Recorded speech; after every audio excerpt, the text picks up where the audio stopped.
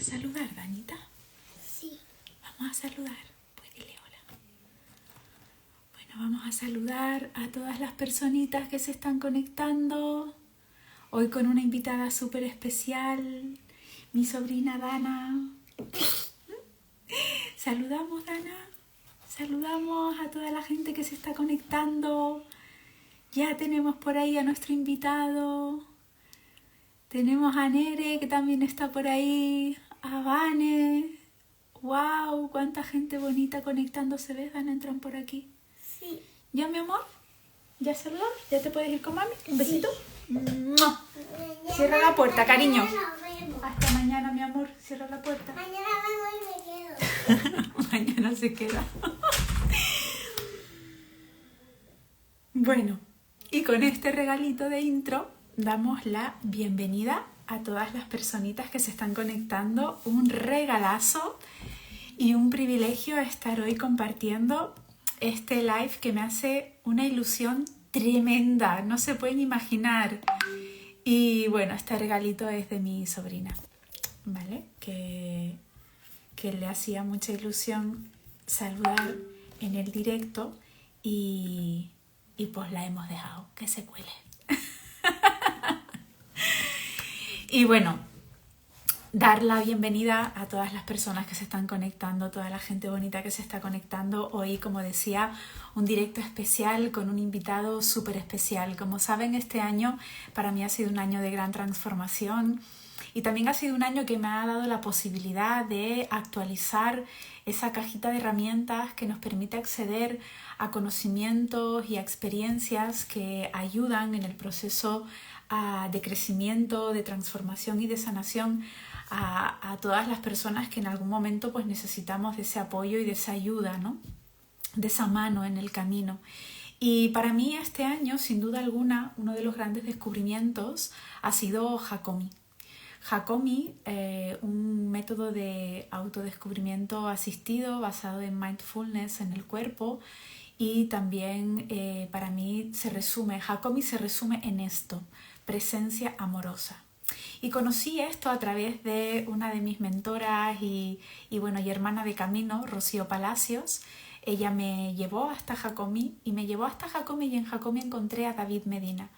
David Medina es mentor, es terapeuta, es formador y conferenciante, es facilitador e instructor de Hakomi, psicoterapia corporal, también del modelo Right Use of Power, el uso correcto, el uso adecuado del poder, y también de la gestión del estrés. Es formador certificado internacional y pertenece a la Facultad de Formadores del Right Use of Power Institute. Hoy vamos a hablar con él de un tema que me parece súper interesante de mirar juntos y de abordar, un tema que además nos va a brindar la posibilidad de ir más allá de lo que conocemos y de lo que entendemos por poder y por vergüenza. Así que les invito a que miren conmigo y a que conozcan a David. Y ahora sí, vamos a invitar por ahí. Además creo, si no me equivoco, creo que este es su primer live de Instagram, así que va a ser todo un lujo estrenarnos con él. Hola, David. Hola, Faina, ¿qué tal? Ahora mejor. Ahora que estoy compartiendo contigo, bienvenido. Igualmente, muchas gracias. Es un placer estar aquí. Es curioso, ahora yo te veo que estás ahí, tú estás muy acostumbrada a hacer estos live en Instagram. Yo estaba ahí y digo, mira, ella tiene un trípode o algo para alinearse bien la mirada. Yo estoy aquí poniendo el móvil como puedo. Qué bueno. Me encanta porque estas son las cosas que luego nos sirven para reírnos y decir, ¿te acuerdas? Exacto. Porque estoy convencida de que este va a ser el primero de muchos live de Instagram que probablemente hagas a partir de ahora, pero que sea el primero lo hace especial, y el que no tenga las herramientas da lo mismo, porque lo importante es que ahí estás, te vemos, estás con nosotros, y yo estoy súper agradecida por ello, porque hayas dicho sí a este momento. Y quiero entrar en materia súper rápido. Te he presentado David, y lo que te quiero preguntar ahora a ti particularmente es cómo llega David Medina, persona, a Hakomi y al uso correcto del poder. ¿Qué es lo que te hace introducirte en este campo? Bueno, como siempre, es una necesidad personal, ¿no? Lo de Jacobi es una larga historia ya de más de 15 años. Y bueno, aparecí en Pamplona, estaba el único terapeuta de Jacobi certificado de toda España. Y coincidí que, bueno, caí ahí con Aitor Barrenechea y, bueno, yo estuve haciendo un par de años de terapia semanal y me gustaba la forma. Y luego, bueno, leí el libro de Ron Kurtz, el creador del método Hakomi, y empecé a ir a Sheffield, en Inglaterra, a hacer la formación. Y ahí conocí a Carlos Ramírez, que desde entonces andamos juntos con Hakomi para arriba, Hakomi para abajo. Ujú. Y ha sido, bueno, un largo recorrido hasta que ya nos nombraron como formadores internacionales y ahora estamos ahí haciendo la formación en Bilbao, que llevamos años trayendo gente para que nos acompañe y ahora Carlos y yo somos los formadores principales. Y el right use of power, el uso adecuado del poder, esto tiene menos tiempo de recorrido y a la vez, qué importante, para mí ha sido un antes y un después en bueno, en el desempeño de estas labores de enseñanza y de terapia y, y también en el trabajo con otras personas, ¿no? Como el uso adecuado del poder, este modelo creado por Cedar Barstow, toca como aspectos nucleares, centrales de las personas, de cómo nos manejamos en los roles que desempeñamos y, y ahí aparece la vergüenza, ¿no? Y ahí cuando veo que no me apaño muy bien con esto del Instagram y tal, espero que no se me desencadene mucha vergüenza y me deje en bajas capacidades, que luego explicaré cómo va esto. Bueno, yo creo que has Con la historia, introducido. con la historia sobre Jacomi y Reyes of Power, yo creo que está bien, si no me podría extender. Bueno, es ha sido todo un recorrido, la verdad. Mm. Bueno, un recorrido que te ha traído hasta aquí, que hoy pues extiendes esta formación y este conocimiento a más personas. Yo te preguntaría cómo ha cambiado tu vida, pues Hakomi y el uso adecuado del poder, pero lo que quiero es entrar en materia porque creo que es conveniente aclarar a qué nos referimos cuando hablamos de poder, qué es el poder y qué es la vergüenza, ¿no? Vamos a empezar por ahí, por concretar conceptos. Nosotros manejamos una definición de poder muy sencilla y bastante neutra, ¿no? Es la capacidad de generar un impacto o de crear una influencia o de tener una influencia. Sí, la capacidad de generar cambios o de influir en las personas. Y en ese sentido no es ni bueno ni malo, no es ni positivo ni negativo, es más cómo lo utilizamos, ¿no? Es como la energía. La energía la podemos utilizar de manera beneficiosa o de manera perjudicial. Históricamente se ha relacionado mucho el poder con la fuerza. Y este modelo del uso adecuado del poder, del right use of power, lo que propone es un poder con corazón. Sí, o sea, que se puede también tener una influencia y un impacto con corazón y con amor, en realidad, ¿no? Esa sería como la definición.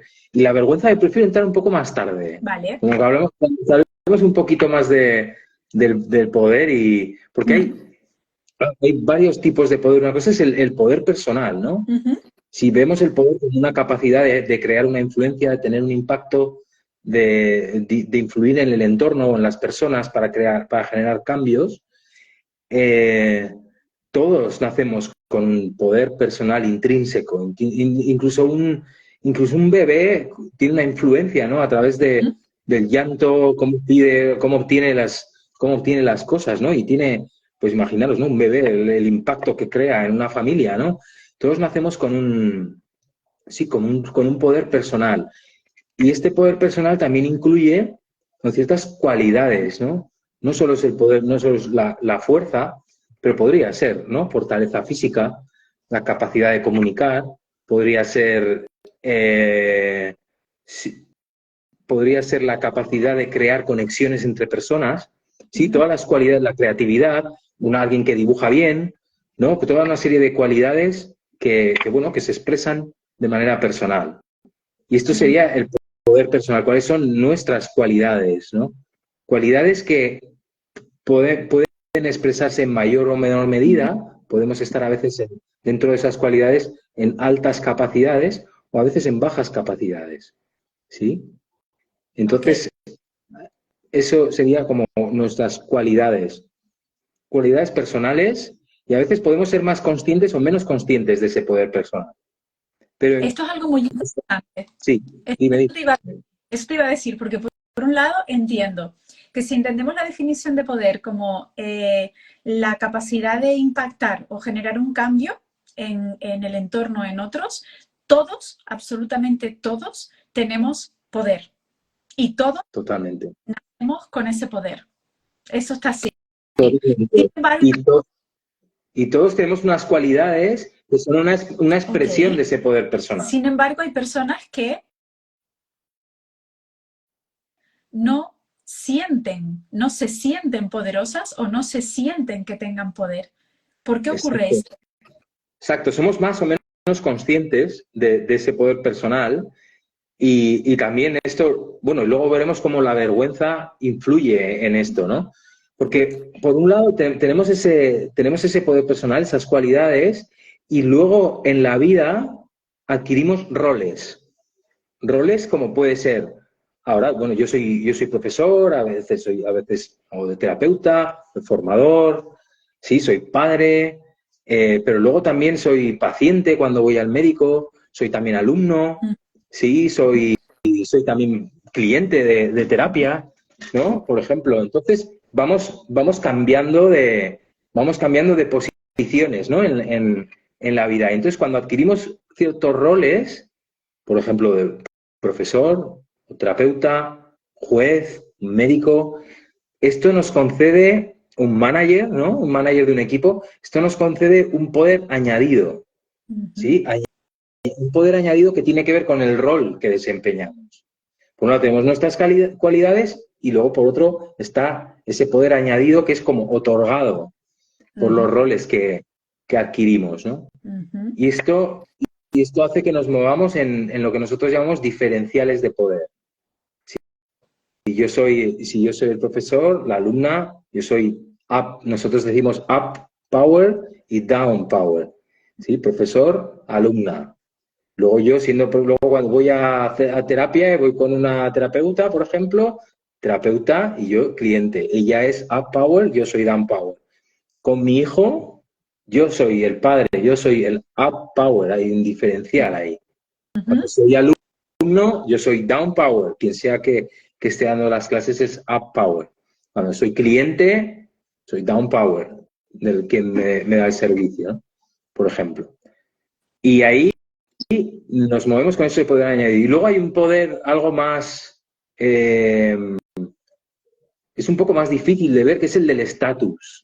El estatus es algo que no nos han otorgado, o sea, que es adquirido por nacer de una determinada manera, ¿no? A veces la nacionalidad puede darnos un cierto poder de estatus. Yo he estado en lugares en los que ser español estabas por debajo en estatus. Pero he estado en otros lugares en los que ser español te daba un estatus superior y eso te da una capacidad de influencia, ¿no? Yo he visto personas que por decir soy médico, las personas de alrededor, ya toman más en cuenta, ya tienen más influencia Ujú. por el estatus. Sí. Además de que el médico tiene un rol con sus pacientes, ¿no? Y ahí es más sutil, a Ujú. veces no nos damos cuenta, pero está ahí, ¿no? Yo recuerdo también, por ejemplo, yo he estado muchos años haciendo bailes y bueno, no se me daba mal. Y un chico que baila bien siempre era bienvenido, te daba un cierto estatus. Totalmente. ¿No? Yo- Un chico que baila bien, guau, ¿sabes? Ya había una capacidad de atraer de atención y bueno, de tener un impacto o generar una influencia en ese contexto, ¿no? Ujú. Ok, entonces entendemos que existe este poder intrínseco, que existe el poder de los roles, el poder que nos da asumir determinados roles en la vida. También tenemos el poder que nos da el estatus. Y todo esto nos coloca en la necesidad de usar este poder y de colocarnos en esos diferenciales. Y aquí es donde, teniendo en cuenta que hay un gran conflicto con el poder y con el uso del poder. De hecho, se ha hablado pues por eones del mal uso del poder y de cómo... Claro, porque está muy relacionado, o sea, esto ha sido tradicionalmente visto como el poder igual a abuso de poder, ¿no? Porque claro, nosotros en el modelo que proponemos es utilizar este poder porque cuando están estos diferenciales de poder es muy fácil que hagamos daño, ¿no? Que hagamos daño por eso, por esa influencia, por ese impacto que podemos generar, ¿no?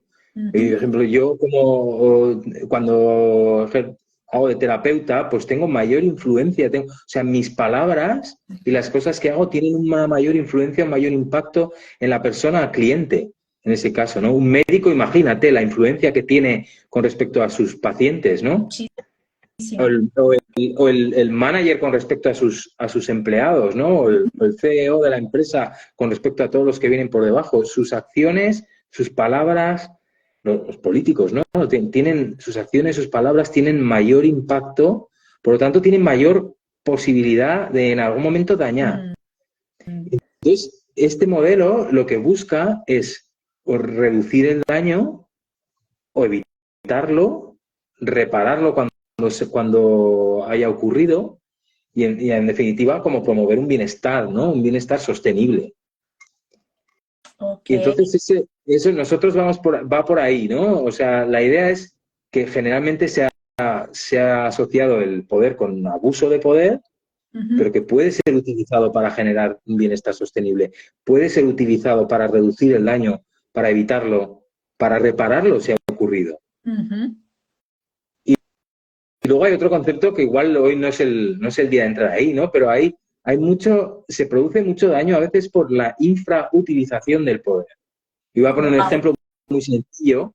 Una infrautilización de poder sería, por ejemplo, unos padres que no ponen límites a sus hijos, ¿no? No ejercen ese poder que les toca por el rol, ¿no? De poner límites a un niño o una niña, a un adolescente o un adolescente, ¿no? Y entonces eso puede generar problemas a posteriori que vienen de una infrautilización del poder, de no haber utilizado el poder que se te otorgaba, ¿no? Y que tocaba ser utilizado. Wow, qué importante esto que traes, porque efectivamente tan malo el abuso como el desuso, como el no Claro. poder acceder a él. Y creo que en esta dificultad para hacer un uso consciente y correcto del poder, creo que aquí entra, y a lo mejor ya es tiempo de introducir qué papel juega la vergüenza aquí. La vergüenza, wow. La vergüenza es muy interesante porque da vergüenza hablar de la vergüenza. Entonces es un tema delicado. Es un tema delicado y al mismo tiempo es una experiencia humana, es común al ser humano, ¿no? Todos tenemos vergüenza en algún momento. Y en español, la vergüenza muchas veces la asociamos con ay, me da vergüenza, ¿no? Me siento como un poco avergonzado. Pero esto va más allá, ¿no? No es tanto tengo vergüenza, va más hacia soy una vergüenza. Es una especie de sentimiento como de deshonra, de estar defectuoso, de indignidad, ¿sí? Tiene que ver mucho como con una amenaza primitiva que era que te expulsasen de la tribu, ¿sí?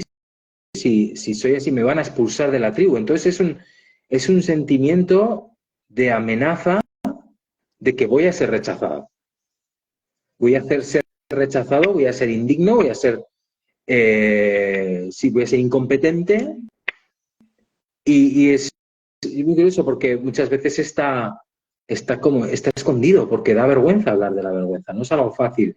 Muchas veces en terapia es de las últimas cosas que aparece. Al mismo tiempo es un sentimiento que está instalado en el cuerpo, que afecta al sistema nervioso, que desregula el sistema nervioso. Y que con respecto al uso del poder, un efecto que tiene, dos efectos que tiene muy, muy claros, es que la vergüenza te puede colocar en un estado de bajas capacidades de una manera muy rápida y casi sin darnos cuenta. De repente estás en bajas capacidades. Eso por un lado. Y luego, por otro lado, cuando hay un mal uso del poder, la vergüenza, el conectar con el hecho de que puedo ser, o sea, soy defectuoso, estoy mal hecho, claro, eso nos puede evitar como una autovaloración objetiva, ¿no? Y como evitar el feedback, nos puede hacer evitar el feedback, nos puede hacer evitar abordar situaciones en las que hemos podido dañar o hacer las cosas mal, ¿no? O sea, y esto iría como eso, no tanto tengo vergüenza, sino soy una vergüenza. O sea, he cometido un error, no, soy un error, ¿sí? Estoy mal hecho, estoy mal hecha, soy indigno, soy indigna. Esto es muy interesante porque, por un lado, es un sentimiento o una emoción que está haciendo de freno a ciertos comportamientos. O sea, está muy bien tener un cierto grado de vergüenza.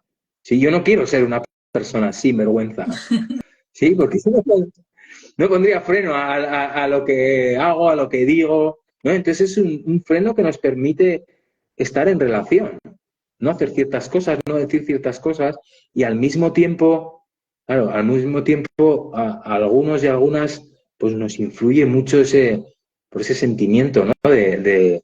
Sí, de estar mal hechos e indignos, ser defectuosos.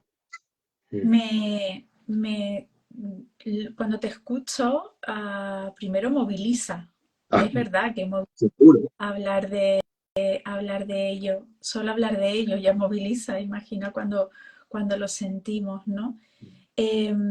Digamos que la vergüenza es una emoción que afecta profundamente al sentido de identidad del individuo, que está muy conectado al sentido de identidad. Entonces, digamos que es como... y te quiero hacer una pregunta porque digamos que en la época de la adolescencia, la vergüenza digamos que está presente en todas las etapas de la vida, o yo por lo menos la puedo identificar en todas las etapas de vida, pero es verdad que hay momentos en los que como que se exacerba esta emoción y puede estar como muy presente. Yo, por ejemplo, que soy mamá, primero recuerdo haber tenido mucha vergüenza en mi adolescencia, muchísima, pero que soy mamá, tengo 2 hijos adolescentes, bueno, ya entrando en poco a poco en la edad adulta, pero ellos tienen este sentido de la vergüenza súper extendido y súper expandido. Es como, hay cosas que son muy nucleares y que además que cuando las tocas ves como todo su sistema nervioso se desregula y entran en mecanismos de autopreservación, de defensa, de ataque incluso para proteger eso, ¿no? Totalmente, porque la vergüenza, una de las cosas que produce es que desregula el sistema nervioso. Es una amenaza, en realidad. ¿Sí? Es una amenaza de que alguien te vea tal como eres y seas defectuoso o te vayan a expulsar, te vayan a rechazar. Entonces, claro, como toda amenaza, una de las primeras cosas que puede hacer es activar el sistema nervioso, entrar en un ataque o huida. O me escapo o ataco, ¿no? Uno de los efectos de la vergüenza es el enfado. Enfado hacia afuera o enfado hacia adentro, ¿no? Puede ser o estar muy reactivo a cualquier tipo de crítica, ¿no? Estar muy reactivos a cualquier tipo de crítica. En el caso del uso del poder, vemos cómo reaccionamos al feedback, ¿no? O no queremos escuchar nada, o reaccionamos defendiéndonos. Totalmente. ¿Sí? Defendemos o atacamos porque nos sentimos tan atacados, pero luego otro efecto que tiene en el sistema nervioso, como toda amenaza, es que nos puede congelar el sistema nervioso. Nos puede bloquear, nos puede llevar al estado de freeze, de congelación. Y este es uno de los que puede ser a veces sutil, pero esto es una de las cosas que nos deja con muy bajas capacidades. Desde luego, cuando estamos en ataque o huida, hemos perdido capacidades, pero quizás hay algo de capacidad de responder, pero cuando entramos en congelación, una de las cosas que ocurre ahí es que la respiración se hace muy pequeña. Entonces hay menor aporte de oxígeno en el cerebro. Entonces hay veces que la vergüenza se está desencadenando Ujú. y ese hecho de tener menos oxígeno nos hace que no podamos pensar bien, que no podamos tomar decisiones, sí, como lo podemos normalmente. Y a veces es muy sutil. Una de las cosas más difíciles con la vergüenza es darse cuenta de que está ocurriendo, de que lo que está ocurriendo es vergüenza, ¿sí? Entonces, claro, nos baja las capacidades por el simple hecho de que si estamos quedando congelados, el sistema nervioso, no podemos pensar con claridad, no podemos tomar decisiones, no podemos aprender en esos momentos. Ujú. Es interesante.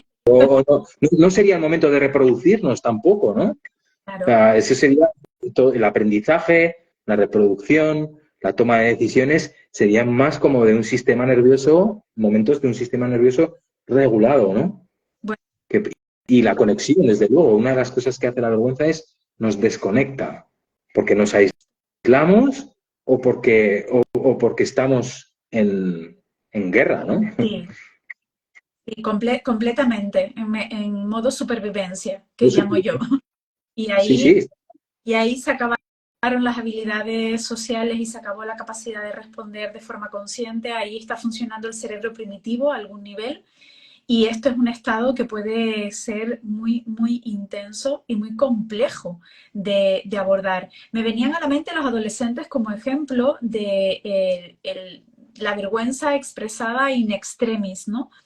Pero luego en la edad adulta, por ejemplo, nos podemos encontrar la vergüenza en algo que no sé si te suena, pero que a mí me lo he encontrado y lo he vivido en primera persona, que es el síndrome del impostor o de la impostora.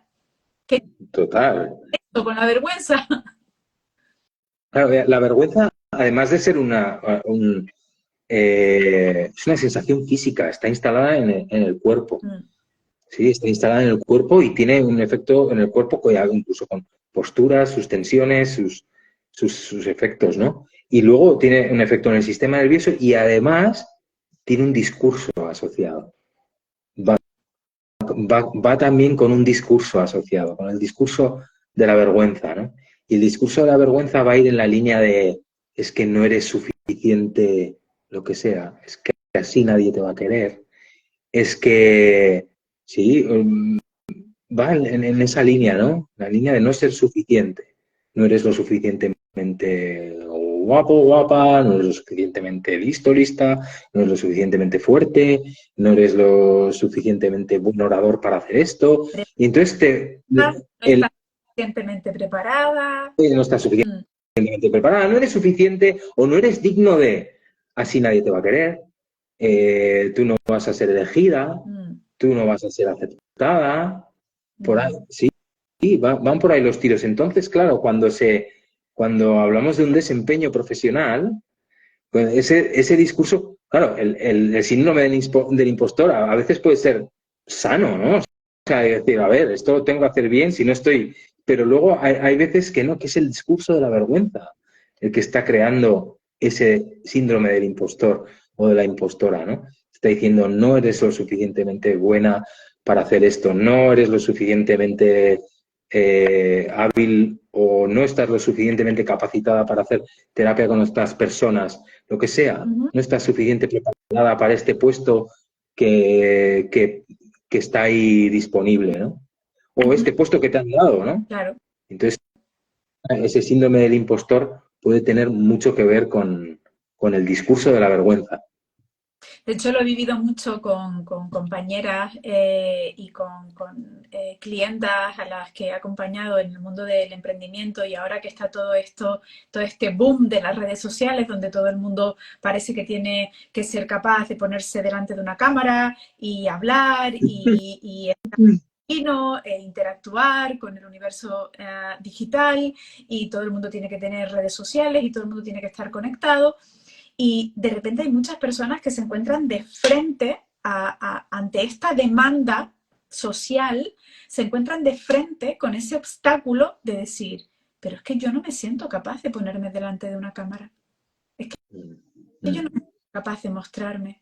Y he tenido personas con grandes capacidades que se han encontrado de frente con esta barrera y con este obstáculo de la vergüenza y de quedarse literalmente congeladas ante la simple idea de ponerse frente a una cámara, que tiene también no sé hasta qué punto que ver con el miedo escénico, la vergüenza. Claro, claro, claro. Es una exposición, ¿no? O sea, por un lado es interesante porque el discurso de la vergüenza o la vergüenza te va a decir que es mejor que nadie te vea tal como eres. Sí, es mejor que nadie te vea tal como eres, porque si te ven tal como eres, no te van a aceptar, te van a rechazar, no te van a querer, no te van a elegir. Te van a Y luego comparar. te van a comparar, claro, claro, la comparación pues puede ir mucho por ahí, ¿no? Entonces eso, por un lado, el discurso de la vergüenza o la sensación de la vergüenza es mejor que no te vean tal como Ujú. eres. Y al mismo tiempo hay un anhelo de ser vistos, ¿no? Sí. Entonces, por un lado, algo que anhelamos, pero creemos que si se nos ve vamos a ser rechazados, claro, esto puede crear mucho miedo, ¿no? Ujú. Mucho miedo escénico también, claro, ¿no? Y claro, ¿y qué ocurre cuando cometemos un error? Si cometo un error y mi discurso posterior va a ser, es que eres un error. O como digo que a veces me pasa, ¿no? Has metido la pata otra vez. ¿Le has metido la pata? Sería, bueno, has metido la pata, a ver en qué he metido la pata, puedo ver, puedo hacer actuar, puedo recibir feedback sobre ello, pero claro, si he metido la pata otra vez, quiere decir que siempre meto la pata. Entonces, si siempre me meto la pata, es que soy defectuoso. Entonces, si soy defectuoso, eso ya es mucho más difícil de manejar, ¿no? No tiene Que arreglo, ¿no? Claro, exacto, es eso, es irreparable. Es otra de las cosas que aparece en la definición de vergüenza, ¿no? Es un sentimiento irreparable de indignidad o de deshonra, sí, va. Entonces, Guau, claro, wow, conectar con eso es muy difícil. Entonces, y luego incluso reconocer lo que está ahí, ¿no? totalmente, Digo, no, es que yo totalmente. no puedo Bueno, sentir que estoy mal hecho y eso me bloquea, ¿no? Wow, sí, sí, muy, qué importante. muy delicado, ¿no? Muy delicado. Sí, y qué importante darnos cuenta y abordarlo de la forma correcta. Y esto es lo que te preguntaría ahora. Bueno, nos damos cuenta, hay vergüenza, entramos en conciencia, nos damos cuenta de que hay algo que nos está congelando, paralizando, de que hay un sentimiento intrínseco de indignidad con respecto a nosotros, un discurso que nos limita, que nos desempodera, que nos hace pequeños. ¿Cómo abordamos esto? ¿Cómo lo abordas tú, David? Por un lado, cuando o sea, lo que ocurre con el sistema nervioso se puede abordar con técnicas de respiración o de movimiento, ¿no? Si el sistema nervioso se está quedando congelado, ahí lo que procede es ponerlo en movimiento. O Ujú. sea, si lo que nos ocurre es que hay una congelación del sistema nervioso por vergüenza o por trauma, lo que procede es ponerlo en movimiento, ¿sí? Ahí sentarnos a meditar quizás no sería la mejor opción. Sería mejor ir a un buen paseo o agitarse o hacer respiraciones amplias, ¿no? Por ejemplo, yo una de las cosas que hago es, como sé que la vergüenza es uno de mis asuntos que me deja con un aporte de oxígeno menor que el que debiera, yo hago ejercicios como de hiperventilación voluntaria, ¿no? O sea, para que haya más aporte de oxígeno. Por Ujú. ejemplo, hay formas de abordarlo como si fuese simplemente vamos a ver qué hacemos con el sistema nervioso. Ujú. Pero luego, una de las cosas, claro, que la vergüenza, por su propia, sí, por su propia definición y por su propia forma de existir, tiende a estar escondida. Entonces, claro, hace falta un proceso de autodescubrimiento, ¿no? Y ahí en ese sentido creo que Jacomi es una joya, no solo porque es un método de autodescubrimiento, sino por las cualidades que tiene de relación terapeuta-cliente, ¿no? O, bueno, persona que acompaña y cliente. Entonces, eso, yo lo repito una vez más, ¿no? Una de las cosas más difíciles de la vergüenza es darse cuenta de que está actuando, de que está apareciendo, de que está empezando a aparecer y de que tiene un efecto. Y conocer bien esto requiere pasar tiempo con ello, requiere estar con esas sensaciones. La vergüenza no es nada agradable de vivir y las sensaciones físicas que producen no son agradables de vivir. el descenso en capacidades, desde luego, no es nada agradable de vivir, especialmente dependiendo de dónde te ocurra, ¿no? Entonces, Completamente. por un lado, en Hakomi, una de las cosas que entrenamos es estar con lo que sea que hay ahí en el momento presente.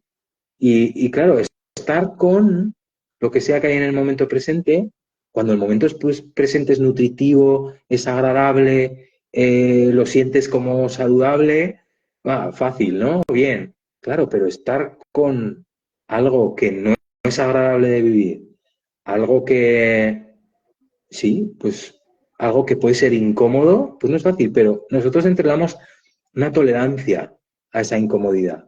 ¿Y cómo lo hacemos? Estando con ello. Y además, al estar con ello y en compañía, esto lo hace, ya lo empieza a hacer más fácil estar en compañía, pero en una compañía al estilo Hakomi, una presencia amorosa que implica que yo me estoy inspirando de la persona con la que estoy. Yo la estoy apreciando profundamente. No solo no la estoy juzgando y le estoy dando un espacio para ser tal como es sin pretenderme cambiar, sino que además procuro colocarme en un estado en el que aprecio profundamente las cualidades de esa persona o me inspiro de lo que sea, de su fortaleza, de su capacidad de ordenar ideas, de su valentía, ¿sí? De su Esto- vulnerabilidad, de su ternura, lo que sea. Yo me inspiro y entonces ese estado inspirado hace que, claro, yo no solo me coloco en un sitio de no juicio, sino que aprecio. Para mí es un privilegio estar con esa persona. Entonces eso para la vergüenza puede que no sea fácil de asimilar, pero al mismo tiempo si algo de su sistema empieza a asimilar eso, la vergüenza va cayendo. Claro, si y, enfrente de mí tengo a alguien que está deleitado de que yo esté presente ahí, es justo el antídoto, y ¿no? Es quiero justo el antídoto, ¿no? totalmente, quiero afirmar esto porque lo he vivido en primera persona. Cuando yo llego, cuando conozco y me recomiendan a David y tengo un encuentro y una sesión de Hakomi con él, yo llego a David en un estado muy doloroso. Yo recuerdo que lo que le pedí cuando él me pregunta, bueno, ¿qué es lo que quieres que veamos, ¿no? ¿Cuál es tu objetivo con la sesión, ¿no? Y recuerdo que le dije esto, quiero que me enseñes a estar con el dolor.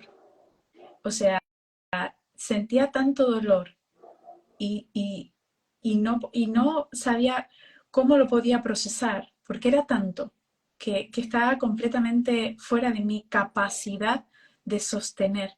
Y además sabía que era un dolor, había algo dentro de mí que sabía que era un dolor que tenía que mirar y que iba a perdurar, que no era me he dado un golpe en el pie y se me va a pasar los 10 minutos.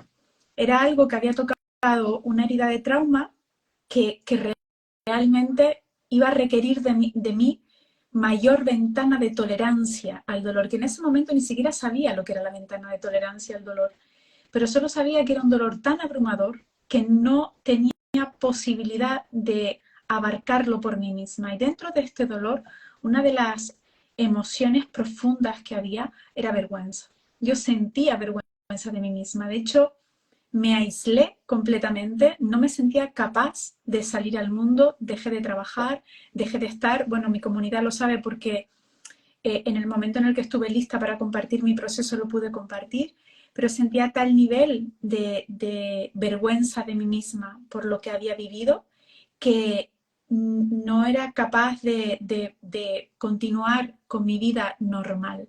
Cuando yo llego a Hakomi, solo hice una sesión con David, individual, uno a uno, pero nunca, jamás olvidaré la sensación de profunda receptividad y reconocimiento que me trasladó en esa sesión. Creo que fue lo más reparador que yo he podido sentir en un proceso terapéutico. De hecho, creo que me quedé dormida como un bebé y yo no sé cuánto dormí después. Pero ese fue el principio que a mí me indicó que efectivamente yo podía estar con ese dolor y había otro ser humano, y para mí esto fue clave, había otro ser humano que podía ver mi dolor y estar con él sin hacerme sentir defectuosa o rota. Mm. Claro, nos han, no voy a decir que a todo el mundo, ¿no? Pero ha sido muy habitual que nos hayan avergonzado por tener ciertas emociones incómodas, ¿no? Qué fea estás cuando te enfadas, que si lloras así no te va a querer nadie. ¿No? Si estás triste, Jamás estamos tristes, pensamos que la gente se va a marchar de ahí. Nos hemos autoavergonzado y nos han avergonzado por necesitar, por tener necesidades, ¿no? Wow, entonces, claro, de repente estar con alguien, claro, no solo que te recibe de esa manera, sino que te comprende. Yo una de las cosas que he encontrado muy sanadoras en trabajando con la vergüenza es decirle a la persona cliente, oh, eso a mí también me pasa.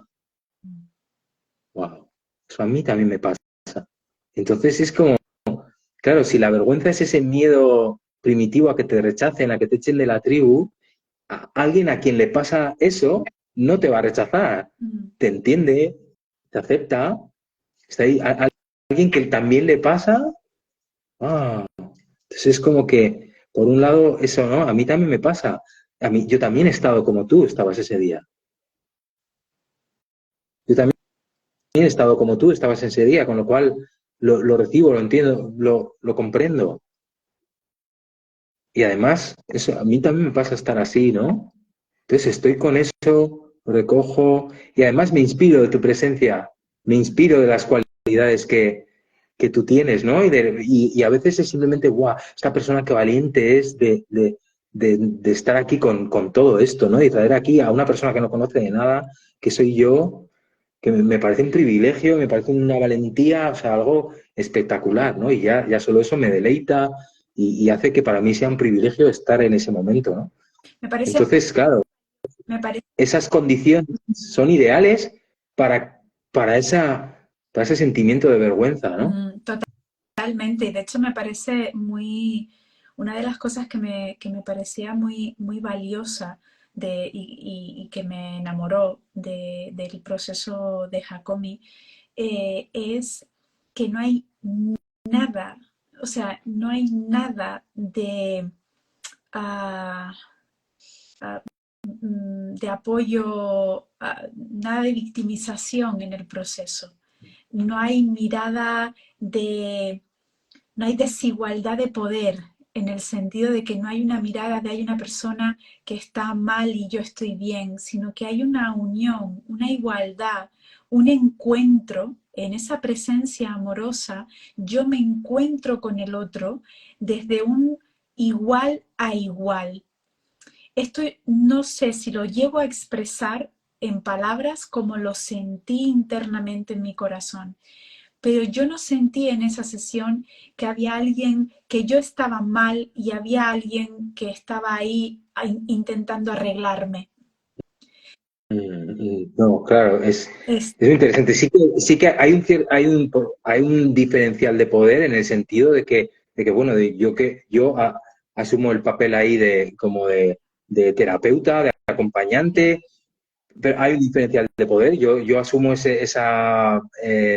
como esa influencia añadida que puedo tener ahí, pero luego al mismo tiempo en Son Hakomi es ser humano a ser humano, ser humano a ser humano.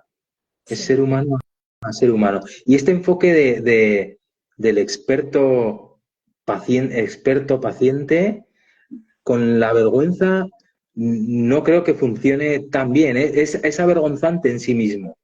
Sí, estar en presencia de alguien que parece que lo tiene todo resuelto y yo estoy aquí como una mierda y bueno, estoy mal hecha o estoy mal hecho y tal, es avergonzante en sí mismo, ¿no? Entonces, para trabajar con la vergüenza es mucho mejor suavizar ese diferencial de poder en todo lo que sea posible.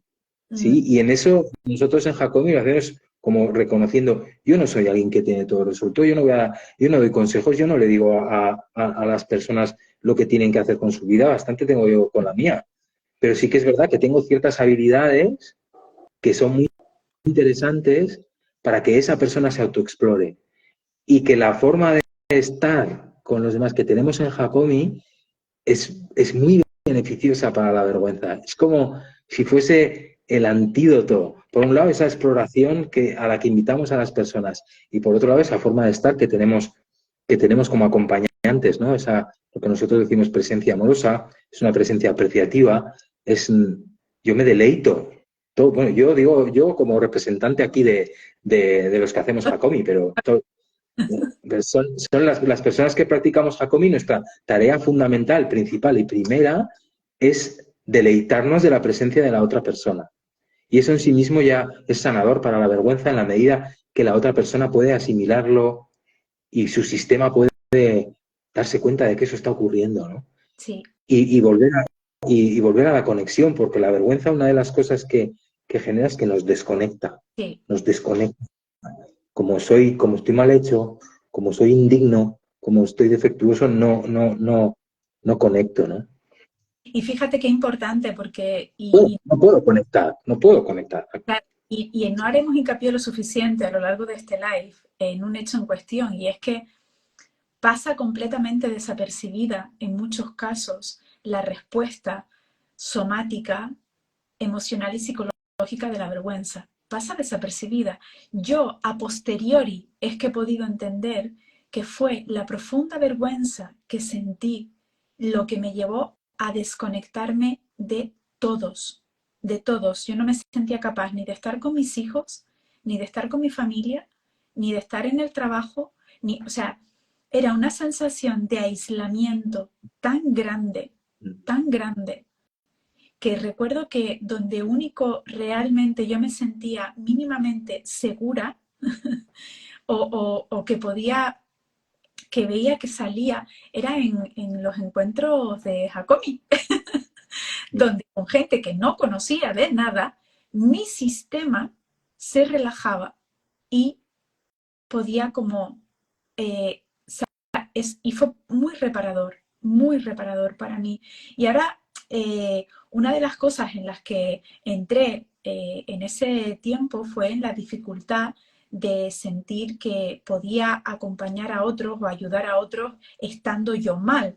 Así que me gustaría que miráramos esto juntos y es, ¿qué hay de cierto en eso de se puede ayudar a otros cuando uno no está bien o cuando uno no está perfecto? Porque esto tiene también que ver mucho con el ámbito terapéutico, profesor, esta idea de si no estás bien.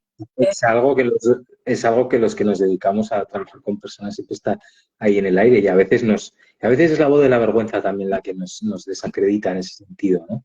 Es como decir, no, tú no estás lo suficientemente bien como para ayudar a nadie. Y luego, bueno, esto por un lado, pero luego también quería decir, sí, dime, Si ni perdona. siquiera puedes ayudarte a ti mismo, ¿cómo vas a ayudar a otro? Esta es. Ya.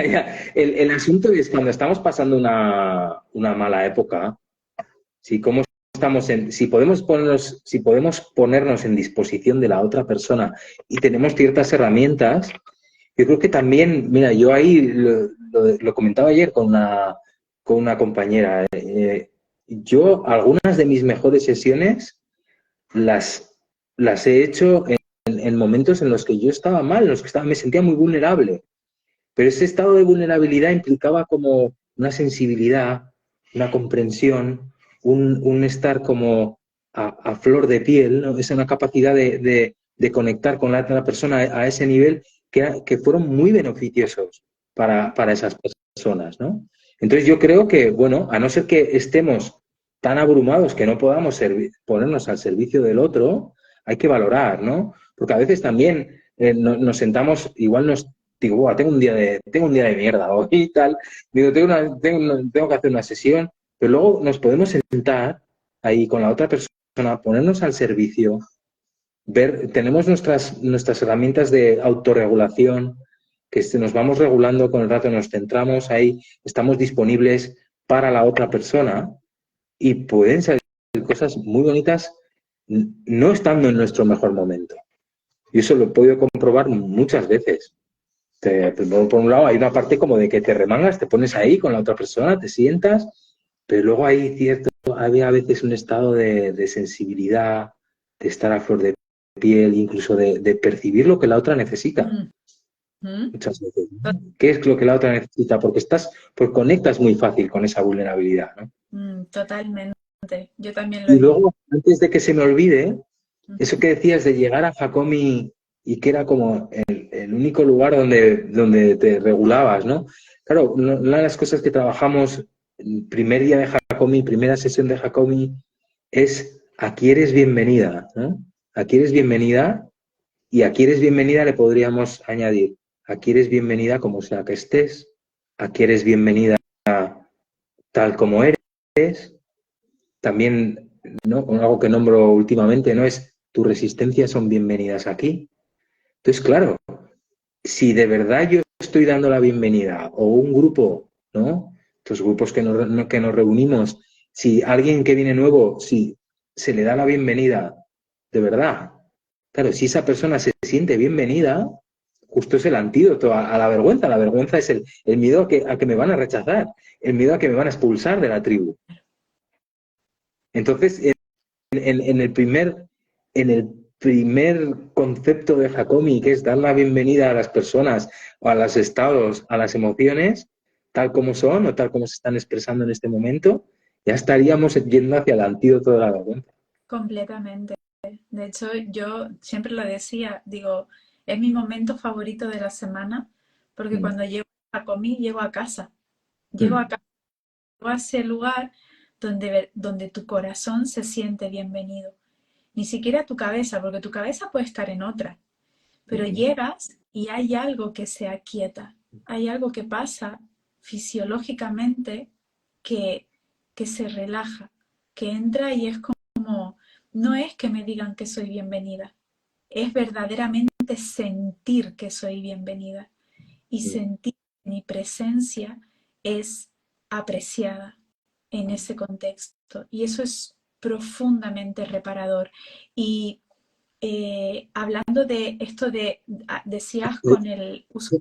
Si puedo añadir una cosa, y puede ser que al principio nuestro sistema no lo asimile, no se lo crea, Mm, no, pero si de verdad está ocurriendo y vamos semana tras semana o lo que sea, ¿no? Cuando se participe en estos encuentros, puede haber algo de nuestro sistema que diga, mira, pues puede que, ahí va, igual sí, igual mm, es verdad que sí, aquí bienvenida tal como soy, o igual hoy estoy mal y puedo venir aquí y soy bienvenida.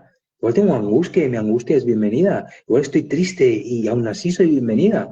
Y lo vas comprobando y entonces es como que poco a poco, gotita a gotita, va haciendo ese trabajo de sanar la vergüenza, ¿no? En ese contexto. Y luego poder reconocerlo en otros contextos cuando está disponible. Y mira, esta persona también me da la bienvenida tal como soy. ¡Wow! total. Total, es un regalo.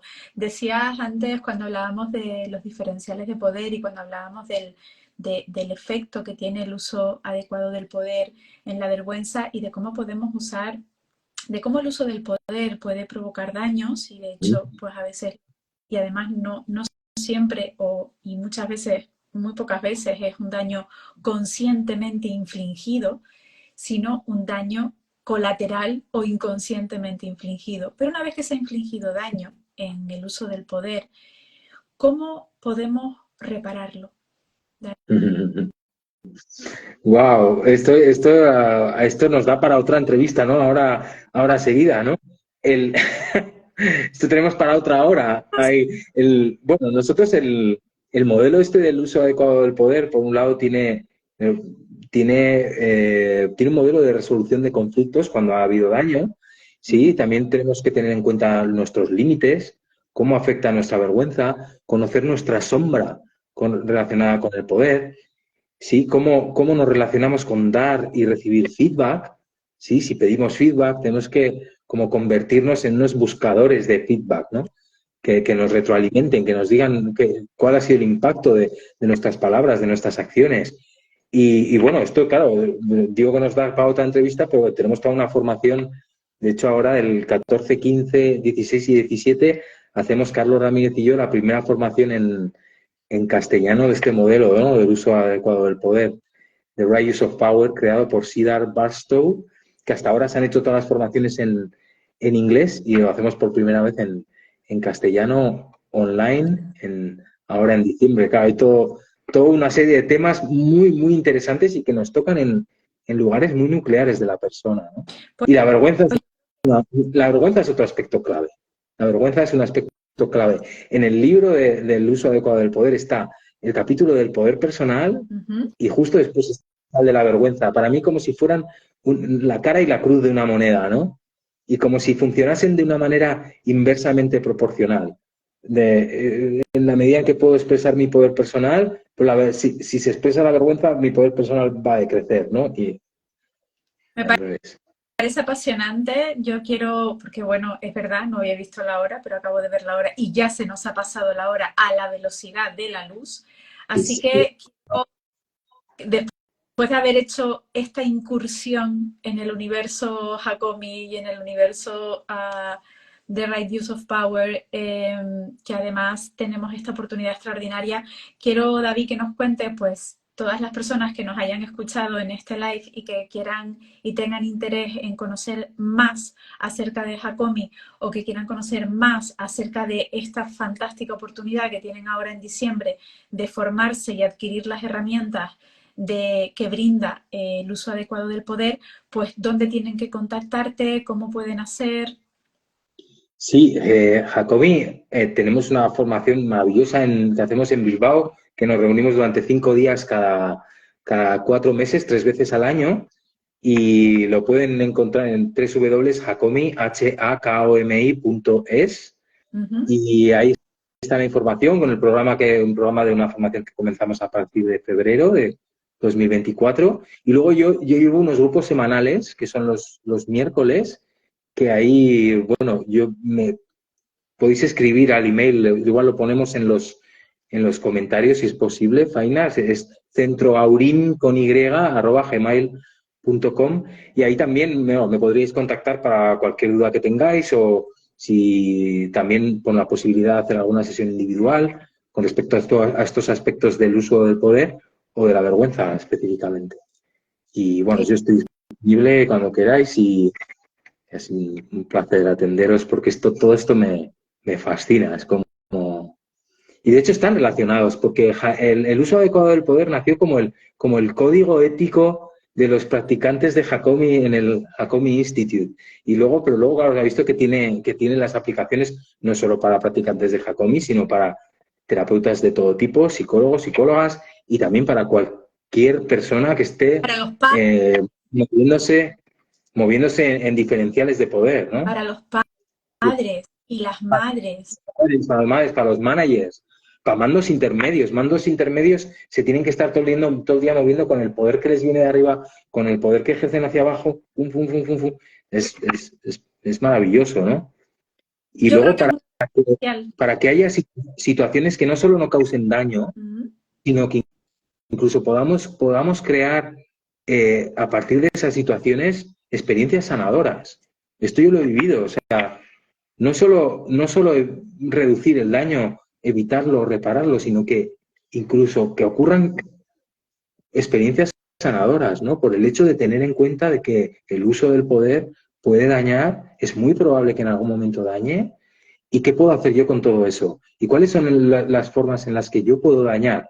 Por mi estructura, por cómo soy, por cómo organizo mi experiencia, por mis debilidades, por mis sombras. Sí, tener en cuenta de que en algún momento es muy probable que vaya a dañar. En el ejercicio de un liderazgo o de ser profesor o terapeuta. Yo, Sí, lo, sí. lo que me viene, María pregunta, ¿el uso adecuado del poder, autor o autora? ¿No está en español, cariño? Cedar Barstow. Sí. ¿Cómo? Y esto lo escribo aquí, si lo escribo aquí, Cedar Sí, ahí lo puedes escribir. Ah, Barstow. de la autora de Cedar Barstow. Barso. Ok, pues Sí, eso es. ahí lo tienen para que lo puedan leer. Hoy en día con el traductor de Google hacemos maravillas y podemos traducir libros enteros, así que si hay ganas, el libro es una joya, ya lo digo yo, y el taller más joya todavía. que todos El material, el material es una joya. El modelo en sí mismo la verdad es que es muy, muy interesante. Para mí ha sido un antes y un después bueno, en mi yo funcionamiento. ahí en los próximos días, 14, 15, 16 y 17, si no me equivoco, de diciembre, ahí estaré porque me parece tan importante. Todo el tiempo estamos haciendo un uso del poder. La pregunta es, ¿lo haces conscientemente, inconscientemente? Y si podemos traer conciencia a algo tan importante en nuestra dinámica relacional entre seres humanos como es este uso del poder, pues yo creo que va a ser algo que marque un antes y un después, no solo para David, que ya lo ha podido constatar, sino para todos, ¿no? Y ahí voy a estar porque me parece un tema apasionante y me parece es algo que todos los seres humanos necesitamos aprender a usar de forma adecuada el poder que se nos ha dado. David, ha sido un regalazo tenerte. Se me queda pequeño y corto, como sabes. Y como Cierto, ¿eh? Sí, sí. Wow. Sí. se ha ido muy rápido, pero Muchas invitado. gracias, Karina. Podemos continuar en otro momento. Claro que sí, queda súper invitado a otro live, a toda mi comunidad. Espero que les haya gustado. Ahora este live saben que se va a quedar colgado en el muro, así que lo van a poder ver libremente cuando quieran, tantas veces como necesiten y en el tiempo que puedan. Un abrazo gigante, David. Nos vemos mañana en Hakomi. Y para todos los que han estado ahí al otro lado, gracias, gracias de todo corazón. Espero que les haya gustado este compartir, tanto como a mí compartirlo. Besitos. Nos vemos. Gracias. Muchas gracias. Un placer. Chao, chao. Gracias. Chao.